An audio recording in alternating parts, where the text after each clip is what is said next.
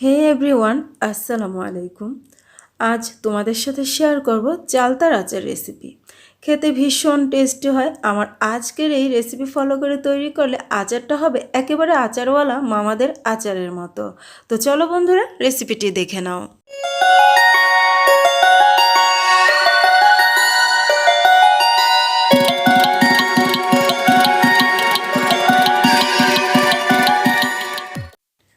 Friends, আজকের রেসিপির জন্য আমাদের লাগবে চালতা।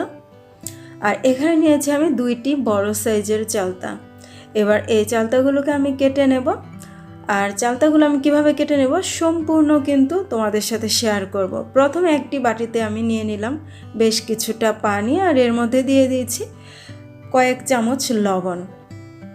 এবার লবণটা খুব ভালোভাবে মিশিয়ে নেব পানির সাথে।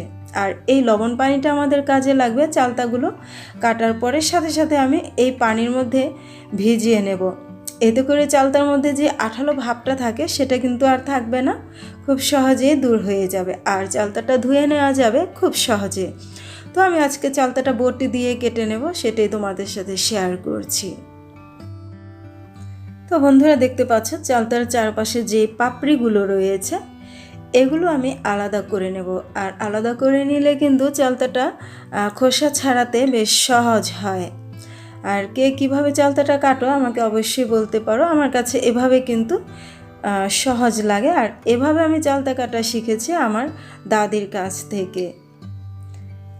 তো আমি এভাবেই চালতাটা সবসময় কেটে থাকি। প্রথমে আমি চালতার পাপড়িগুলোকে আলাদা করে নিয়ে দেখতে পাচ্ছ। আর এভাবে চালতার মধ্যে কিন্তু এক একটি চালতার মধ্যে 5টি করে পাপড়ি থাকে।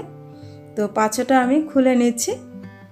আমি কোনো রকম স্কিপ করছি না, তোমাদের সাথে পুরোটাই শেয়ার করছি। দেখো, আমি 3টি খুলে নিয়েছি, এর মধ্যে আরও 2টি কিন্তু রয়ে গেছে।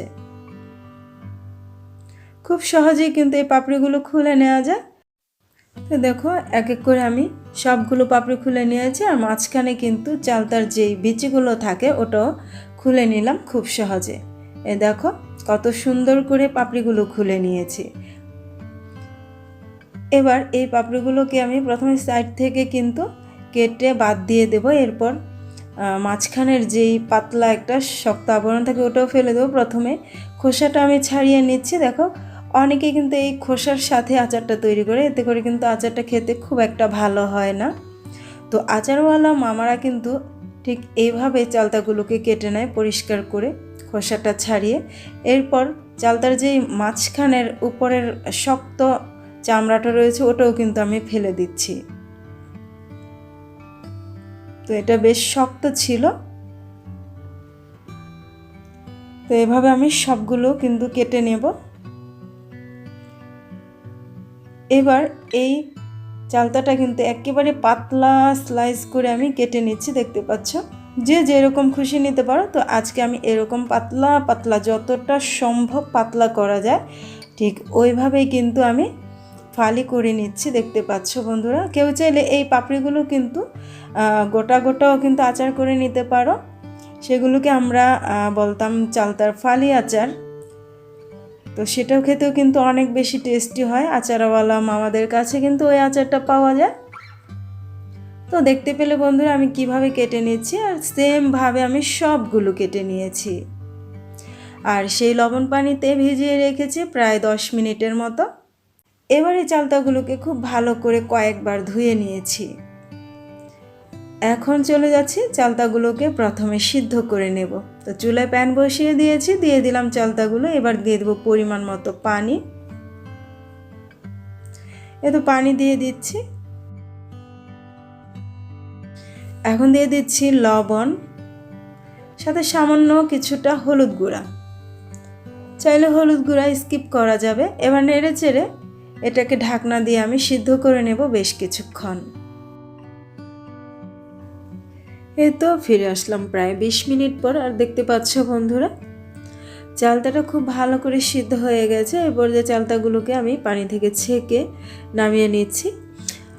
আর চুলায় এখন বসিয়ে দিলাম প্যান, আর সাথে দিয়ে দিচ্ছি এখানে সরিষার তেল। তেলটা কিন্তু চালতার আচারে না দিলেও চলে।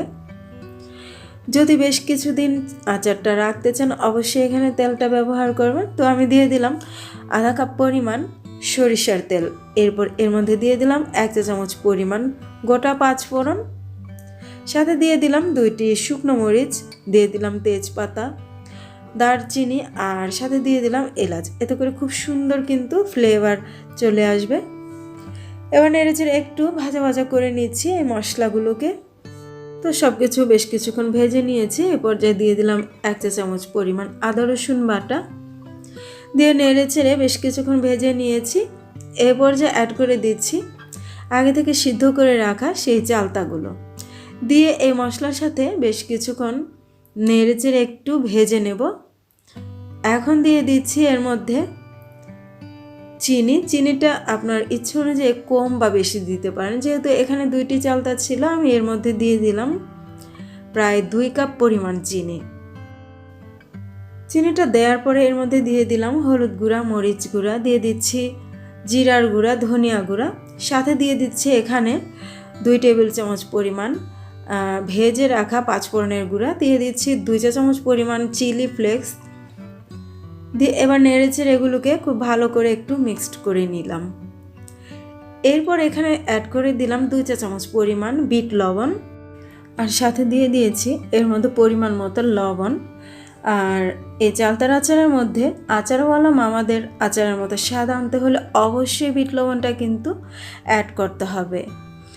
তো এরপর অল্প আঁচে আমি বেশ কিছুক্ষণ আচারটাকে জাল করে নিয়েছি, দেখতে পাচ্ছ প্রায় হয়ে গেছে। এই পর্যায়ে আমি আরও 2 চা চামচ পরিমাণ ভাজা 5 ফোড়নের গুঁড়া দিয়ে দিলাম, আর সাথে দিয়ে দিচ্ছি 1 চা চামচ পরিমাণ চিলি ফ্লেক্স, দিয়ে খুব ভালো করে একটু নেড়েচেড়ে মিশিয়ে নিলাম।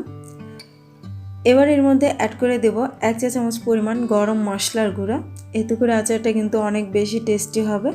দিয়ে খুব ভালো করে নেড়েচেড়ে মিশিয়ে নিয়েছি। এরপর অল্প আঁচে আরও কিছুক্ষণ আচারটাকে নেড়েচেড়ে জাল করে নিয়েছি, যেন এর মধ্যে কোনো রকম চিনির শিরাটা দেখা না যায়। তো দেখতে পাচ্ছ বন্ধুরা, চিনির শিরাটা একেবারে শুকিয়ে গেছে।